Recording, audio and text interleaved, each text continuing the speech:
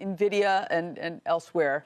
I would assume that same 2 to 3 year time frame would hold for those as well. How do you sort of think this plays out? Why do you get 2 to 3 years? Yeah. I mean, 2 to 3 years is a minimum because it's my view that ultimately this is the second inning of this game. And we've talked about is that the use cases on enterprise, they're multiplying, they're up 30, 40% even when we look back over the last few months. And you only have 4% of enterprises that have even gone down the path in the US. You think about what that's going to happen in Europe, eventually what's going to happen in Asia, ex-China. And that's why from Nvidia to Microsoft to Palantir to my view of Alphabet, as well as the software names, you look at autonomous, you look at names like Aqua. I mean, that's our thesis. Our thesis, it was 9 p.m. It's now 10:15 p.m. at the AI party. That party goes to 4 a.m.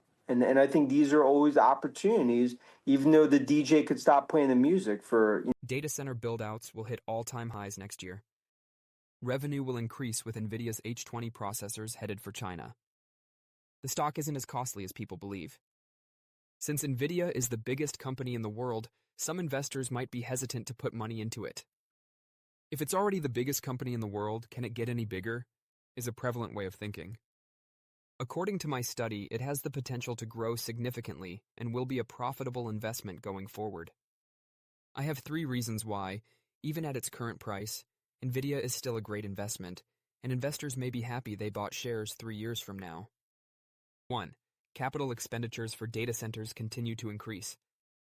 The AI competition has led to a significant demand for graphics processing units, GPUs, Nvidia's main products. They are now the preferred computing unit for these models' training and operation, and their supremacy doesn't appear to be waning. Multiple calculations can be processed in parallel using GPUs, resulting in remarkable performance. Additionally, they can be grouped together in a data center to provide AI applications with unmatched processing capability. Fortunately for investors, Nvidia's biggest customers are beginning to provide advice regarding capital expenditures, CapEx, in 2026. Data centers will receive a large portion of this revenue, with a significant portion going toward equipping them with Nvidia GPUs. Although 2025 established a record for capital expenditures, 2026 is predicted to surpass these figures. Additionally, the business anticipates that this will keep increasing through 2028 at the latest.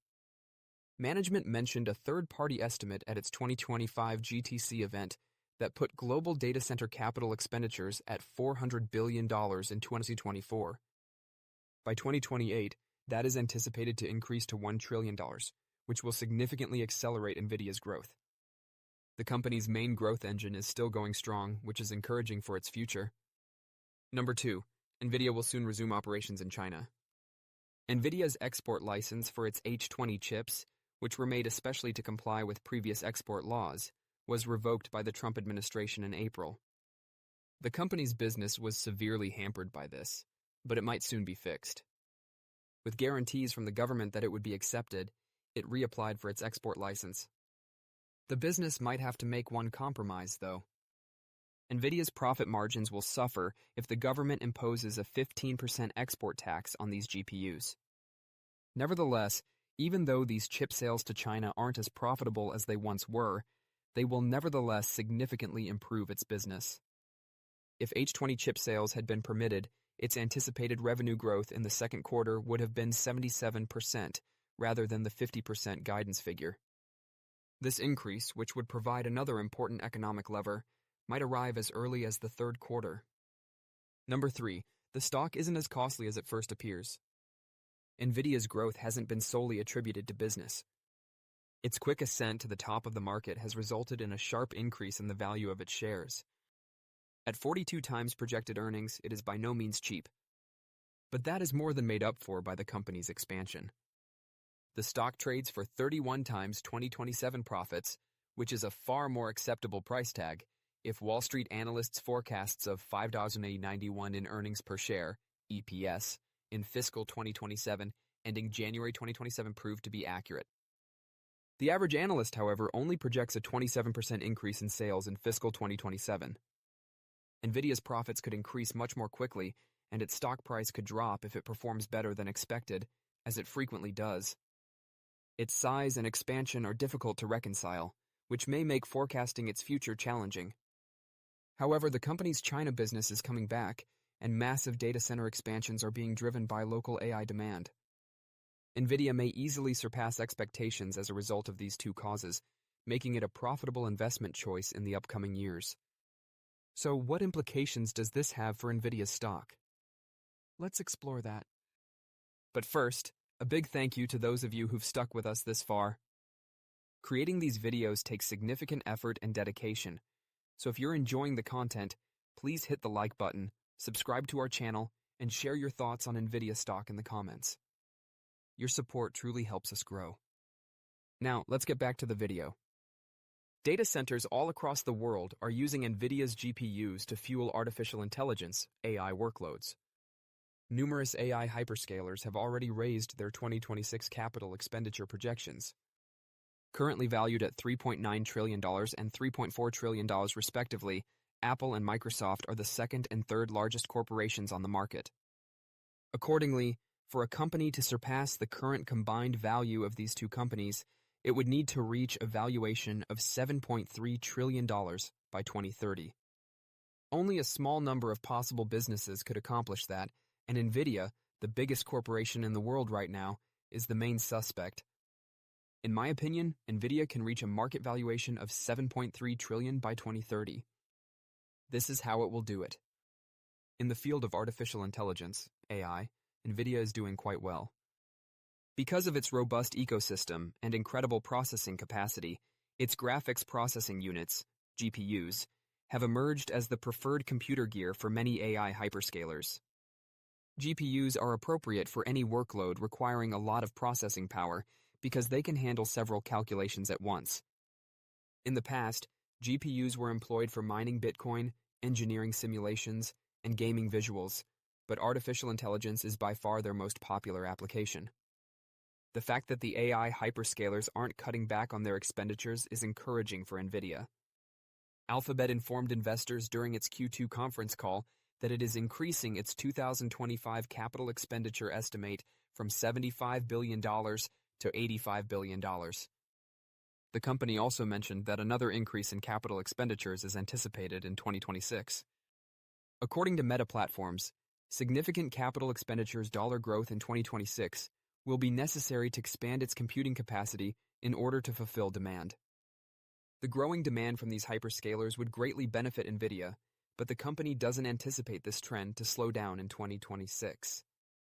Global data center capital expenditures in 2024 were estimated to be approximately $400 billion, according to third-party estimate that Nvidia presented at its 2025 GTC presentation. By 2028, that figure is anticipated to rise to $1 trillion. Although it is a significant increase, would it be sufficient to help Nvidia surpass the $7.3 trillion milestone by 2030? At such rate, the compound annual growth rate, CAGR, of global data center capital expenditures would be almost 26%.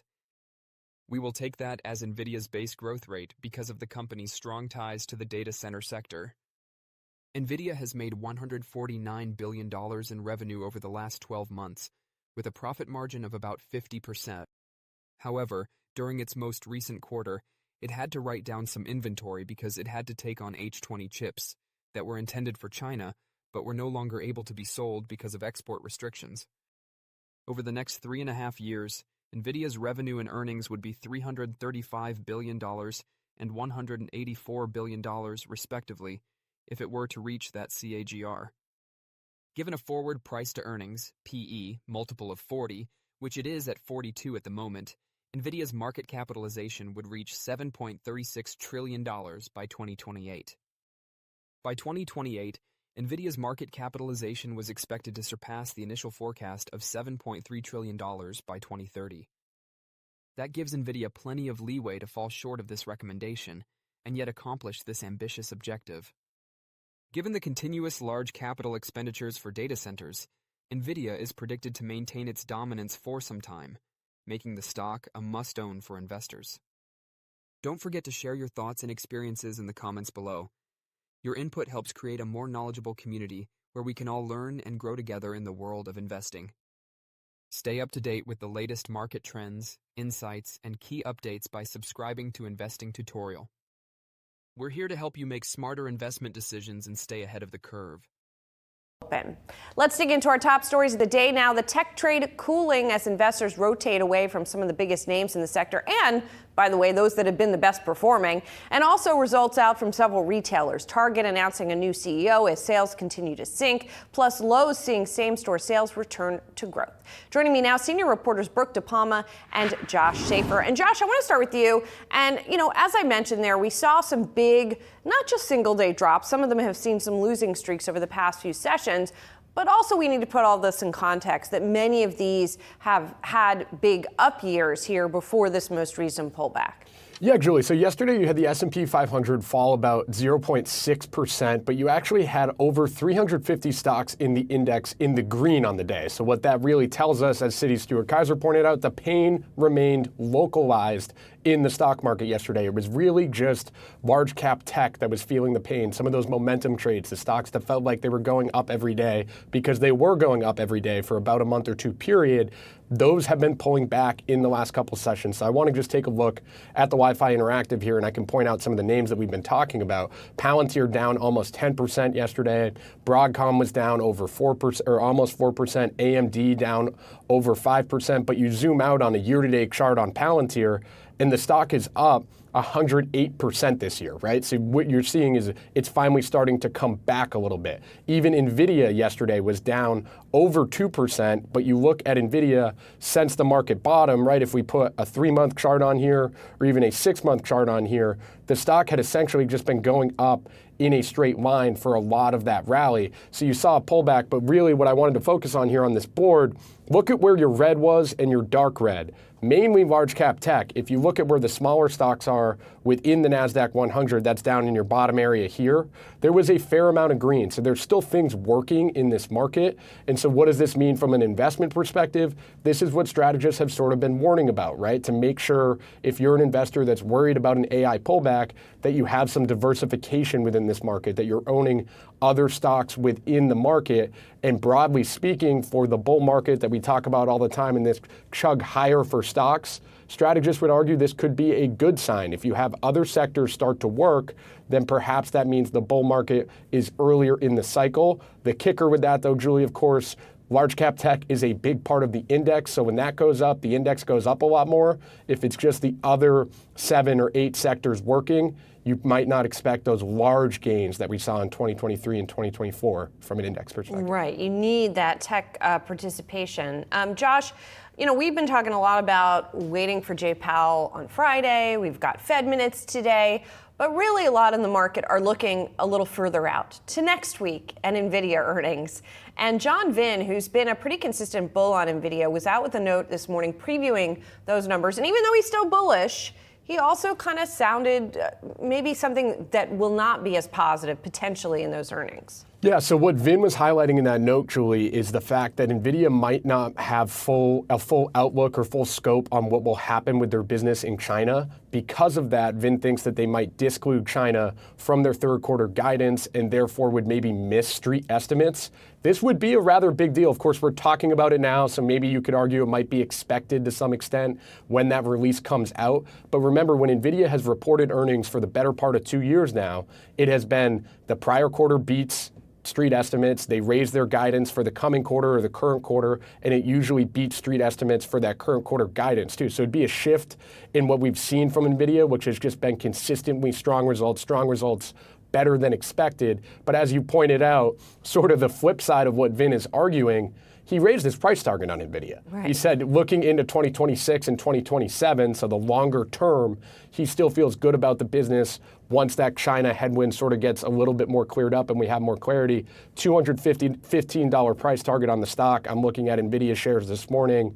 They're changing hands around 175, so he still sees some upside over the next 12 months. But maybe an interesting warning to think about when you think about those earnings next week coming as AI has started to sell off a little bit.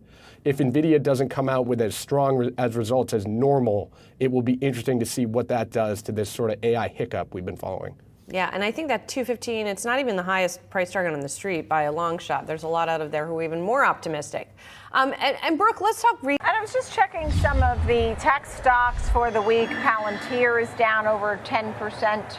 Nvidia is down for the week. Tech overall has experienced a bit of weakness lately. What is it on the chart that stands out? Maybe when you remove tech.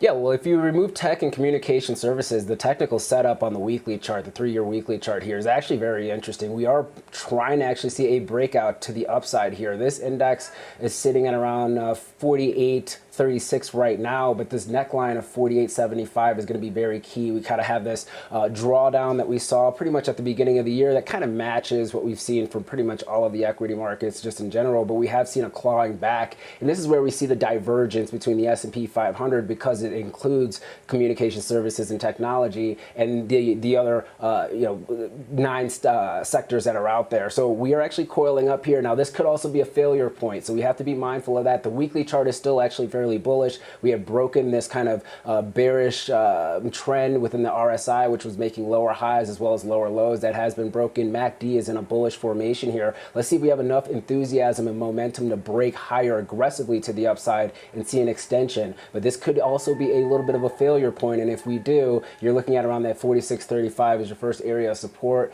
We don't have any type of technology or communication services type of rebound here. That also could lead to headway when it comes to the S&P 500 as a whole. But interesting setup here if you kind of exclude communication services and technology from the S&P.